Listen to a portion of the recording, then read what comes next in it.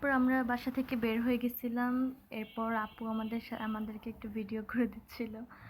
আর এমন ঝাক্কাটা লাগলো রিক্সায়, আমাদের মানে পুরো অবস্থা খারাপ। তারপর আমরা যাচ্ছিলাম, রাস্তাটা ভিডিও করছিলাম। রাস্তার অবস্থা তখনও খুব মানে খারাপ ছিল, যেহেতু এদের 2 দিন পর। তারপর আমার ভিডিওটা অফ হচ্ছিল না, একদম লং হয়ে গেছে রাস্তার ভিডিওটা। এরপর আমরা চলে গেছিলাম আমাদের বাসা খুবই কাছে রেস্টুরেন্টে। আমি কিছু স্ন্যাপ করে নিয়েছিলাম তারপর ভিডিও করে নিলাম একটা রেস্টুরেন্টে। অবশ্য আমার স্ন্যাপ করতে খুব ভালো লাগে, তাই আমি আপু কি ভাবো? তারপর আপুকে জিজ্ঞেস করতেছিলাম কী ভাবতেছো।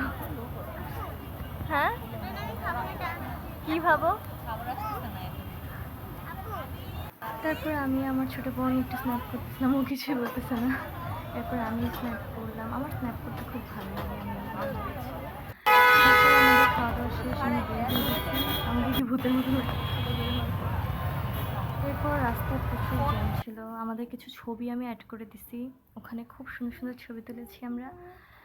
আর এটা যেহেতু আমার ফার্স্ট ব্লগ, কোনো ভুল হয়ে থাকলে প্লিজ তোমরা কিছু মনে করো না, এবং আমাকে সাপোর্ট করো। Like, comment, share and subscribe করতে একদম ভুলো না। টাটা।